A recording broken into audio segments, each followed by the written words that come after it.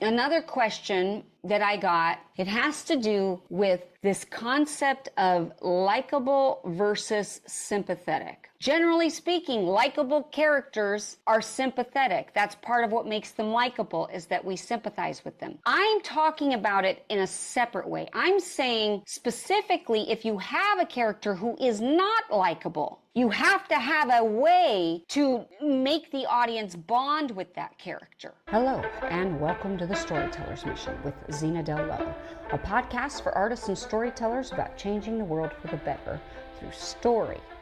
I basically said the number one job of you as a writer is to create an emotional bond between you and the reader, right? That's the key, because if we don't care about the character, we're not going to care about the plot. We're not going to care about how exciting the action is. We have to care about the character to be sucked into the story. And what I've argued is that there are three primary ways to create that emotional bond. But what I have found is it's caused some confusion. And the reason it's caused some confusion is because people are like, well, wait a minute, aren't likable characters sympathetic? And I'm using them as separate terms. So I just wanted to clarify this for a second and say, yes, generally speaking, likable characters are sympathetic. That's part of what makes them likable, is that we sympathize with them. I'm talking about it in a separate way. I'm saying specifically, if you have a character who is not likable, you have to have a way to make the audience bond with that character. And the way to do that is to make that character sympathetic. So they might not be likable at all. They might be abrasive. They might be mean. They might be annoying. They might be one of those characters that just gets under your skin. And yet, if we can still understand them, if you can tap into the shared humanity that causes us to feel compassion towards that character, you can still create the emotional bond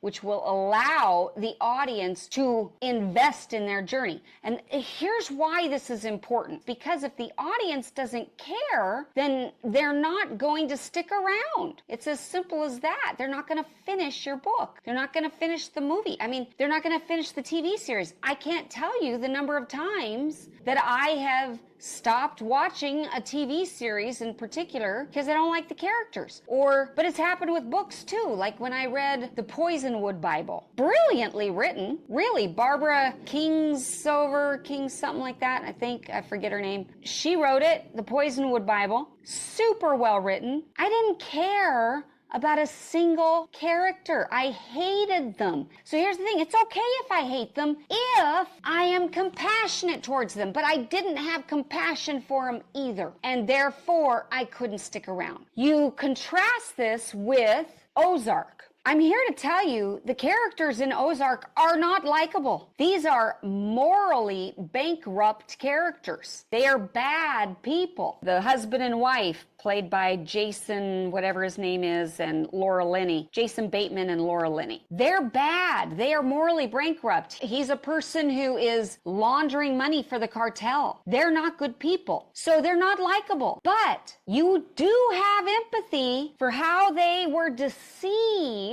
by what was being offered to them, and then they got trapped, and now they're stuck and they can't get out. Of course, they keep getting worse over the course of the telling, and they keep getting darker and darker to the point where they can no longer say we're the victims here. In fact, they're the predators who are wiping out other people, and they're just as bad as the cartel. That is their journey into darkness. But I'm willing to go through the journey of darkness because of the initial empathy, the fact that I can understand as a human being how you would be deceived, how it would sound so exciting and almost seem innocuous and almost be like, can I get away with this? Like, I'm so smart. Like, it plays on your pride. I get that. I could empathize with that. And then the feelings of being trapped and not knowing how to get out, and you're going to die any minute, and you've got to save your family. You've got these kids now to protect, and you're stuck.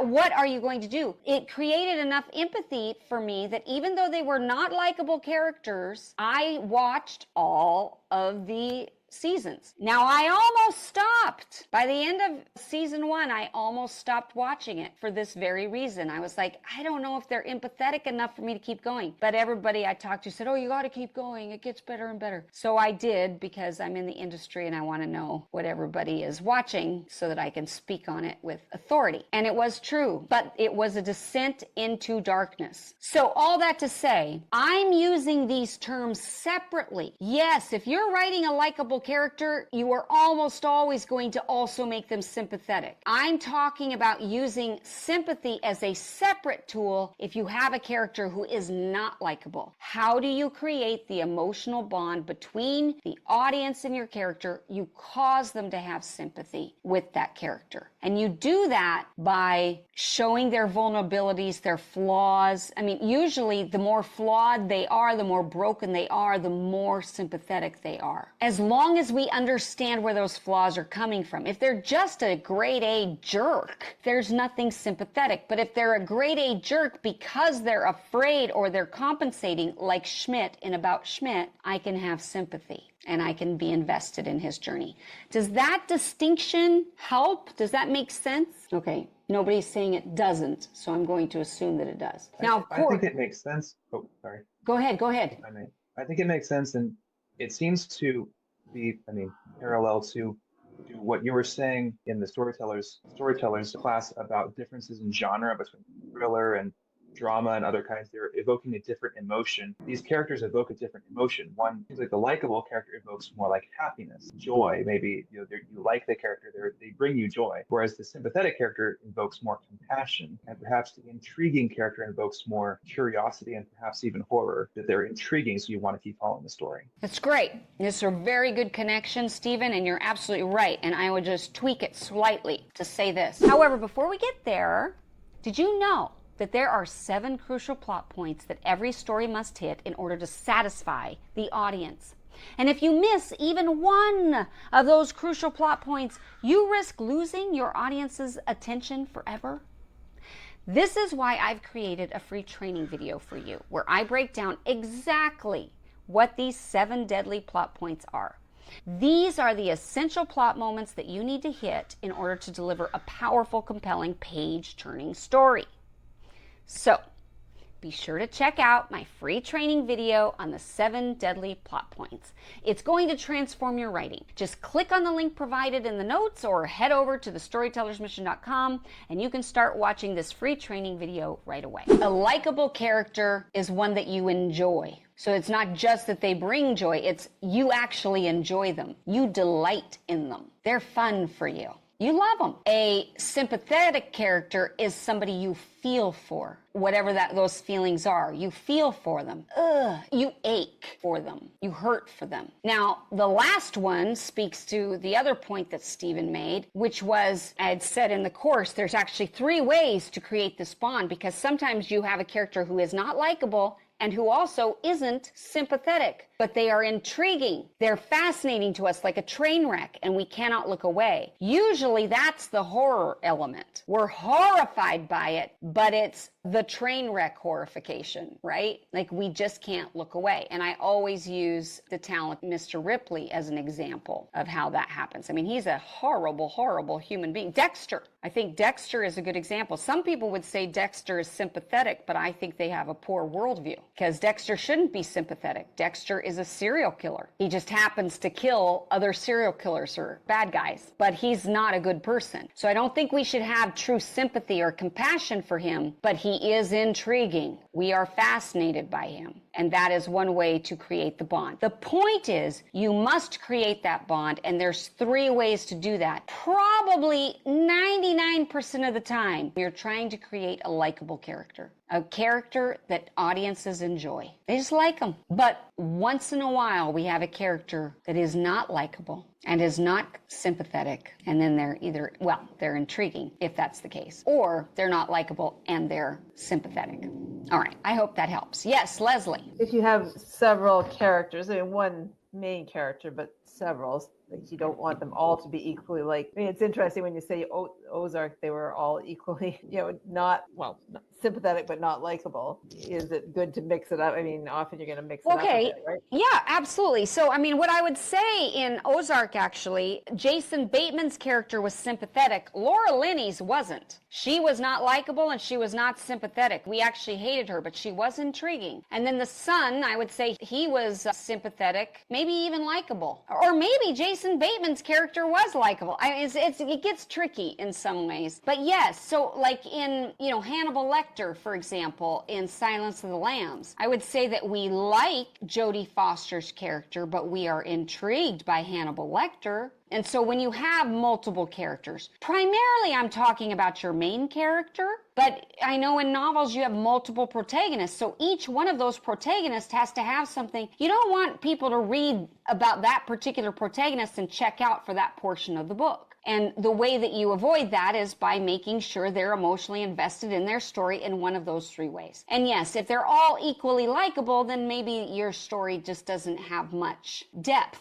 And so you might need to switch that up. But on the other hand, maybe they just have different levels of complexity. For example, in my novel, The Bottomless Box, I think that primarily my characters are likable. I mean, they're all really likable, but they're likable for different reasons and in different ways. Wilbur is just such a sweet innocent, and I think he's so great. You just love him. He's so sweet and good, and you just love him. Whereas Percy is not sweet and is not, but he's noble in his own way, and he's trying to do right by Will, but he's also really hurt and wounded, and he has more sympathy part of it. So, but they're all likable. Like, nobody's just a jerk, Well, except for the bad guys, but I'm talking about the main characters. So anyway, if they are all likable, I would say you want to play with variation of how you got them to be likable. Beth. I don't know if you saw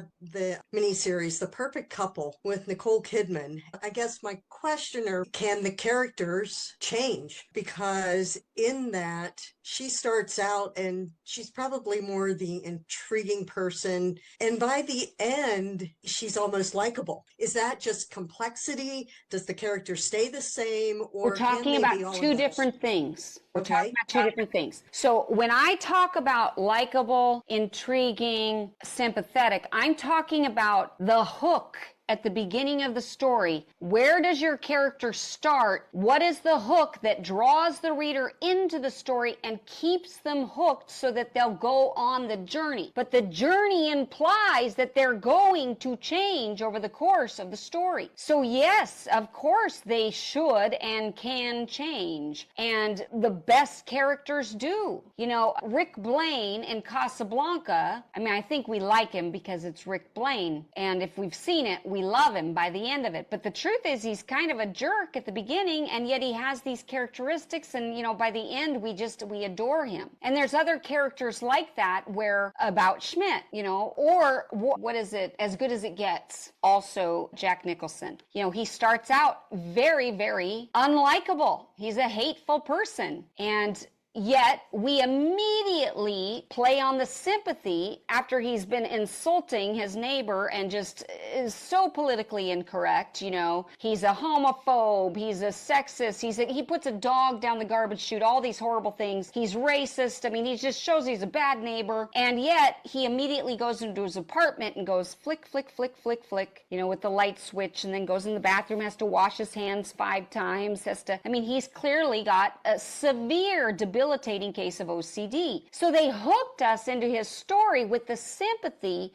so that we would be invested in his journey. But that journey means we want to see him change and grow over the course of it. So what I'm talking about is just what happens at the beginning of the story. What tool are you using to hook your audience into your character's journey? Then the arc is the growth, is the change. They should change. A good story doesn't take your character and leave them the same at at the end. I mean, usually there are stories that do, very seldom. So all this to say, you want to have your character grow and change for the most part. Elf is an example of a character who does not grow and change. He's the same at the beginning of the film and at the end, but he becomes the catalyst of change for everyone around him. So people don't stay the same in that movie. He changes his dad, he changes his stepmom, he changes his brother, he changes the girl, he brings Christmas spirit. He even changes the elves and Santa. He changes Santa. He changes everybody, even all the guys that work in the mailroom. He's a delightful character who doesn't change, and that's the point, because he's so full of Christmas spirit, and so he impacts everybody else. There are a few stories like that, and they work. But for the most part, your character is going to change, and we're going to see different sides of them as they go. They should become more sympathetic as we go, especially if they start out being intriguing. It should evoke more compassion as we go. Even villains can have that. Even Thanos, for crying out loud. In the Marvel Cinematic Universe, Thanos sacrificed the only person that he loved, and we loved Gamora. So it hurt us there, but also there was a part of us that were like, okay, we kind of get it. Like, he really thinks he's doing the right thing here. And we hear more and more about Thanos' backstory that justifies why he's doing what he's doing and getting rid of half the people in the universe because of the limited resources. So yes, good characters become more sympathetic usually, but they definitely grow and change. Although, again, they don't have to become more sympathetic. Like I said, in Ozark, they get worse.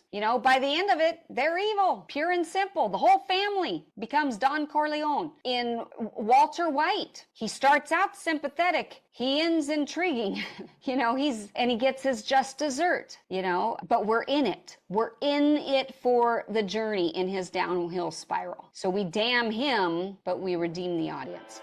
Thank you for listening to The Storyteller's Mission with Zena Del Lowe. May you go forth inspired to change the world for the better through story.